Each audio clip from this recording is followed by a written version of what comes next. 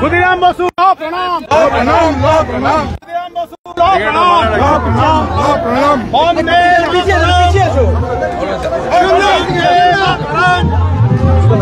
ভারত মাতা কি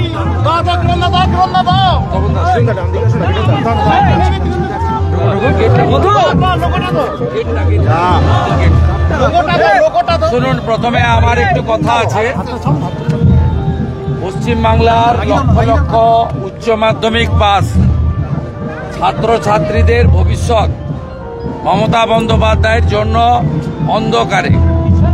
গত 7ই মে রেজাল্ট বেরিয়েছে, আজ পর্যন্ত কোনো কলেজ, কোনো জায়গায় যেখানে ফার্স্ট ইয়ারে তারা ভর্তি হবে এবং শুধুমাত্র সাধারণ পঠন পাঠন নয়, ডাক্তার, ইঞ্জিনিয়ার, ভোকেশনাল, ITI, কারিগরি, তাদের জীবনের পথটা তারা চিহ্নিত করবে। আজকে কোথাও পরীক্ষার নোটিফিকেশন হচ্ছে না, পরীক্ষার বলছি ভর্তির। তার কারণ হচ্ছে ওবিসি রিজার্ভেশনের জন্য 111টা কমিউনিটিকে মমতা বন্দ্যোপাধ্যায় বেআইনিভাবে ওবিসি করেছেন, তার মধ্যে 107টা মুসলিম জনগোষ্ঠী। এটাকে ইতিমধ্যে কলকাতা হাইকোর্ট ডবল জাজেস বেঞ্চ বাতিল করেছেন 2010 সালের পরে সমস্ত সার্টিফিকেট। সুপ্রিম কোর্টও স্থগিতাদেশ দেয়নি, রিসার্ভে চলছে। পরবর্তী ডেট আমরা যা জেনেছি 15ই জুলাই সুপ্রিম কোর্টে। আমাদের কোমলমতির ছাত্রছাত্রী, তাদের ভর্তি কি হবে, তাদের ভর্তি কিভাবে হবে? একদিকে মুসলিম ভোট ব্যাংক, তারা চটে যাবে যদি হাইকোর্টের রায় মেনে করতে হয়, আর অন্যদিকে ছাত্রছাত্রীদের ভবিষ্যৎ। মমতা বন্দ্যোপাধ্যায় শিক্ষা ব্যবস্থা ধ্বংস করেছেন। আমি রাজ্যের বিরোধী দলনেতা, আমি উদ্বিগ্ন আমার ভবিষ্যৎ প্রজন্মের জন্য। আমি অবিলম্বে রাজ্যের শিক্ষা দপ্তর, উচ্চ শিক্ষা দপ্তরকে এই বিষয়ে 24 ঘন্টার মধ্যে তাদের সুচিন্তিত সিদ্ধান্ত জানিয়ে কলেজগুলোতে ভর্তির বিজ্ঞপ্তি এবং ফর্ম বিতরণ বা অনলাইন যেভাবেই হোক চালু করার দাবি করছে। দাদা, একটা বিষয়, সেটা হচ্ছে বিরোধীরা আপনারা দীর্ঘদিন ধরে অনুপ্রবেশ নিয়ে বারবার বলে আসছেন। মুখ্যমন্ত্রী আজকে বিএসএফকে কাঠগড়া এলাকা তুলেছেন, আজকে বলছেন যে ক্যাম্পের জন্য জমি দিতে টাল বানানো হয়েছে, কিন্তু আজ তিনি নিজেই বললেন যে পুলিশেরও দায়িত্ব আছে, অর্থাৎ রাজ্যেরও দায়ী আছে। তাহলে এতদিন উনি উল্টো বলে আসছেন কার সাথে? উনি আজকে যা করেছেন ভোটের রাজনীতির কথা বলেছেন। তিনি বলছেন ভুটান থেকে জল এসে উত্তরবঙ্গে বন্যা হয়, আসাম থেকে লোক এসে সার্ভে করছে, তথ্য সংগ্রহ করছে, আর বিহার, ঝাড়খণ্ড থেকে লোক এসে এখানে আইন শৃঙ্খলার অবনতি করছে। উনি একটা ধোয়া তুলসী পাতা। উনার রাজীব কুমার, তিনি গ্রেট আন্তর্জাতিক খ্যাতিসম্পন্ন পুলিশ ডিজি। উনার যে চিফ সেক্রেটারি আছে, তার মতো উচ্চমানের আমলা আর ভারতবর্ষে নেই, এই কথা তিনি বুঝাতে চেয়েছেন। তিনি এর আগে মশা যখন ডেঙ্গু হয়েছিল বলেন বাংলাদেশের মশা বসিরহাট বনগায় ঢুকে গেছে। আজকে বলেছেন ভুটানের জল। দাদা, ভোটার তালিকায় ঘরমিল নিয়ে এতদিন আপনারা সরব হয়ে আসছেন। মুখ্যমন্ত্রী বলছে সরষের মধ্যে বুথ আছে, কিন্তু আপনারা তো বলছেন যে এই সরষের মালিক এবং সরকার, এটা তো তৃণমূলেরই সরকার। কোথায় এই মামলা যায় দেখবেন, শুধু ডিস্ট্রিক্ট ম্যানেজার নয়, মধুসূদন মন্ডল কাকদ্বীপের এসডিওর মতো গোটা রাজ্যে 100 জনের বেশি বিডিও আর এসডিও যারা এআরও এবং ইআরও ধরা পড়বে। আমরা এই মামলাটাকে কত দূর নিয়ে যাই, কি করি, শুধু দেখতে থাকুন। অরুণ গোড়াই এই ভোটার তালিকায় হিন্দু বাদ দেওয়ার যে চক্রান্ত, তার হিমশৈলের চূড়া মাত্র। এই জন্যই তো ভাইপো 7 লাখ ভোটে 2 নম্বরই করে যেতে। দাদা, মুর্শিদাবাদের দাঙ্গা নিয়ে সিট তার রিপোর্টে বলেছে যে ঘটনার সময় পুরোপুরি পুলিশ নিষ্ক্রিয় ছিল, এমনকি তারা আক্রান্তদের কোনো পর্যন্ত ধরেনি। সিট বলছে আক্রান্তদের কোনো ধরেনি পুলিশ। লাজ লজ্জা থাকলে পুলিশ মন্ত্রীর পদত্যাগ করা উচিত। পুলিশ ফোন ধরেনি। আমরা যা বলি, আজকে হাইকোর্ট নিযুক্ত সিট সেই কথা বলছে। পরিষ্কার বলেছে মেহবুব আলম টিএমসি কাউন্সিলর, পরিষ্কার বলেছে এমএলএ দাঙ্গা লাগিয়ে এলাকা ছেড়েছেন। পরিষ্কার তৃণমূল কংগ্রেস স্পন্সর্ড এবং অর্গানাইজ হিন্দু কিলিং দেশের মধ্যে 47-এর পরে প্রথম হিন্দু পলায়ন মানুষ দেখেছে, এবং বেছে বেছে হিন্দুদেরকেও আক্রান্ত করা হয়েছে, টার্গেট করা হয়েছে। এটা তো প্রমাণিত। হিন্দু পলায়ন, 16% হিন্দু থাকে, হিন্দু শূন্য করতে চায়। তাই এই হিন্দু বিরোধী সরকার, এদের বিরুদ্ধে আমাদের লড়াই চলছে। এবং আপনারা শুনলে অবাক হবেন, আমার এক্স হ্যান্ডেল দেখে নেবেন একটু পরে। মুখ্যমন্ত্রী বাগডোগরা যাবে বলে সিভিল ড্রেসে জিন্স আর টি শার্ট পরিয়ে, সুধাকর বলে যে কমিশনার, পুলিশ দিয়ে বিজেপির পতাকা ব্যানার তো খুলেছেই, আমি দেখে এসেছি, সোমবার নিজে গেছিলাম, আজকে ধ্বজ খুলিয়েছে। মমতা ব্যানার্জি এবং তার পুলিশ কমপ্লিটলি হিন্দু বিরোধী। এই জন্য তো বলছি হিন্দু হিন্দু ভাই ভাই। হিন্দু যদি বাংলায় বাঁচতে চাও, বিভেদ ভুলে এক হও এবং মমতা আর তার সরকারকে তাড়াও, নইলে হিন্দু শূন্য হয়ে যাবে বাংলায়। মমতা ব্যানার্জি প্রশাসনিক সভা থেকে বলছেন যে খেয়াল রাখবেন জঙ্গি যেন না ঢোকে, অসম থেকে ইধার উধার থেকে লোক আসছে, ডিটেল নিয়ে যাচ্ছে, কেউ ডিটেল দেবে না। এটা কি ডিটেল দেবে না মানে জঙ্গিদের প্রোটেকশন দিতে চাইছে। হরিহরপাড়া মুর্শিদাবাদে 7 শেখ, তাকে ধরেছে আসাম এসটিএফ। উনি কি বলতে চাইছেন আসাম এসটিএফ এর এখানে আসা উচিত হয়নি? তাহলে 7 শেখ থাকতো। 3 বার ঘাসের উপর জোড়া ফুলে ভোট দিয়েছে 7 শেখ। জাভেদ মুন্সি আরডিএক্স বানায়, কাশ্মীরের জঙ্গি, তাকে ধরেছে ক্যানিং থেকে কাশ্মীরের এসটিএফ।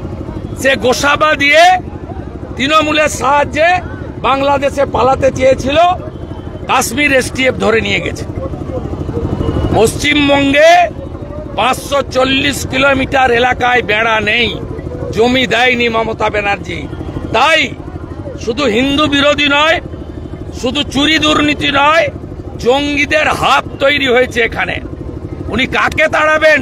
উনার এমএলএ মনিরুল ইসলাম ফারাক্কা, নিষিদ্ধ সংগঠন পিএফআইর প্যারেডে হাঁটে। উনি রাজ্যসভায় কাকে পাঠিয়েছিলেন? হাসান আহমেদ ইমরান, সিমির লোক। সিমি হচ্ছে ব্যান অর্গানাইজেশন। উনার মন্ত্রী সিদ্দিকুল্লাহ প্রকাশ্যে ইউনুসকে সাপোর্ট করেন, বলেন 15 মিনিটে কলকাতাকে টাইট করব। বিধানসভায় বলেন আপনারা 2 আমরা 2, আমরা 2 আমাদের 4। আপনার মন্ত্রী ফিরহাদ হাকিম বলেন আমি সৌভাগ্যবান যে আমি আমার ইসলাম ধর্মে জন্মেছি, দাওয়াতে ইসলাম দেন। 50% লোককে উর্দুতে কথা বলার আহ্বান করেন। পাকিস্তানের ডন পত্রিকার সাংবাদিককে নিয়ে গিয়ে ইকবালপুর মোমিনপুরে বলেন ইহা ভি এক মিনি পাকিস্তান হ্যায়। পুলিশের ভূমিকা নিয়েও মুখ্যমন্ত্রী আজকে প্রশ্ন তুলছেন। পুলিশের ওগুলো আপনারা লাইভ করেন বলে ইমেজ বিল্ড আপ। গত 1 মাসে সিভিক আর পুলিশ মিলে 20 জায়গায় জনগণ ধরে দিয়েছে। কয়েকদিন আগে এক বীরাঙ্গনা কিভাবে সাহস নিয়ে মমতার পুলিশকে এক্সপোজ করেছে সবাই দেখেছে। পুলিশের জন্য ইমেজ ডিস্ট্রয় হচ্ছে, আপনারা লাইভ করছেন। আমি ভালো, পুলিশ খারাপ। আমি ভালো, পার্থকেষ্ট চোর। আমি ভালো, আমার ভাইপো কয়লা খায়। মমতা ব্যানার্জি আজকে বলছেন ভোট আসছে 8 মাস পরে, আবার ঝুলি নিয়ে বেরোবে হেলিকপ্টার নিয়ে, বলবে 294টায় আমি প্রার্থী। আর পার্থর বান্ধবীর বাড়ি থেকে 51 কোটি পারা গেলে বলবে পার্থ যে এত কাণ্ড করেছে আমি জানতাম না। মমতা ব্যানার্জি আজকে বলছেন যে সিস্টেমের মধ্যে ঢুকে জালিয়াতি করছে, একজনের নাম 3 জায়গায়, ফলে প্রকৃত ভোটাররা বঞ্চিত হচ্ছে। অ্যাকচুয়ালি এই ভোটার তোলে এতদিন ধরে কমিশনের উপরে তিনি দোষ চাপাতেন, আজকে কি ঘুরে ওনার অসুবিধা হচ্ছে, আরি জাপটাম নেই। ওনাকে কিভাবে পশ্চিমবাংলায় এবারে ব্লিচিং ফিনাইল দিয়ে পরিষ্কার করে ভোট কি করে করতে হয়, আমার বিশ্বাস ইলেকশন কমিশন সেটা করে দেখাবে। আর বিজেপি আমরা চৌকিদারের ভূমিকা নেব।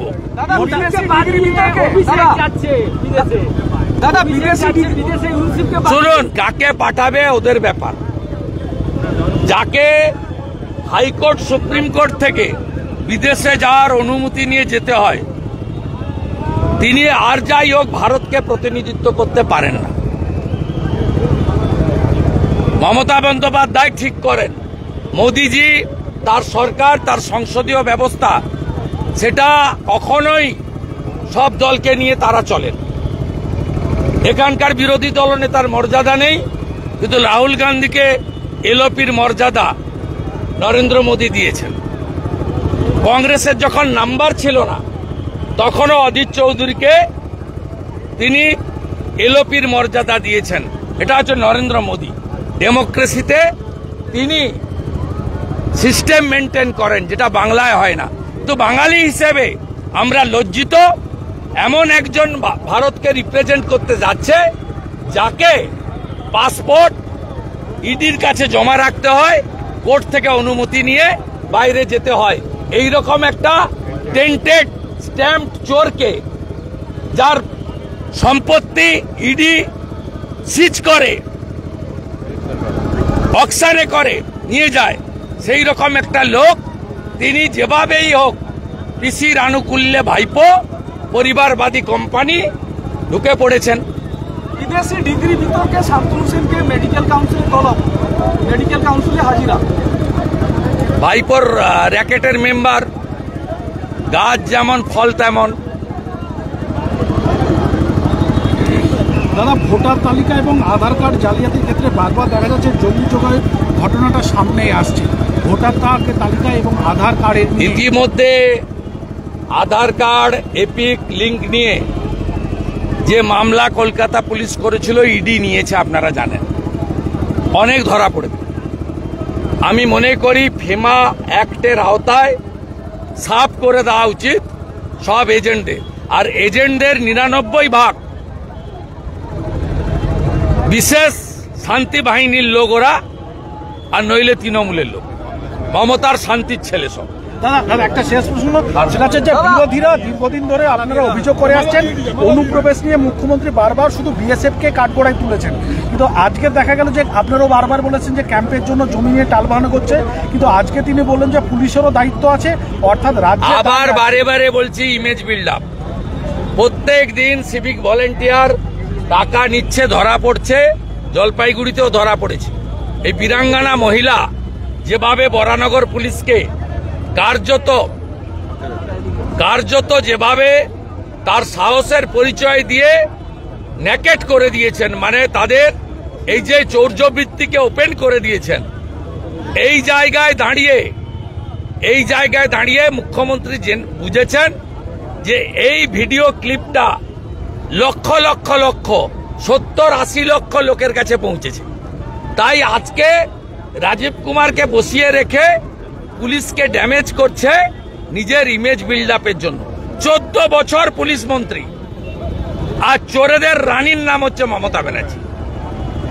যে যত চুরি করবে, ভোট চুরি হতে পারে, কয়লা চুরি হতে পারে, গরু পাচার হতে পারে, পাথর চুরি হতে পারে, গাড়ি থেকে তোলা হতে পারে। আপনি জানেন এখানে যে ফর্সা করে লম্বা এসপিটা আছে, 11টা মাল লোডেড ট্রাক হলদিয়া থেকে ছিনতাই হলো। গত 1 মাসে 11টা লোডেড ট্রাক হলদিয়া ছিনতাই হলো। আপনারা এই খবর রাখেন না, করেনও না। সেই কারণে এইসব কথা হচ্ছে।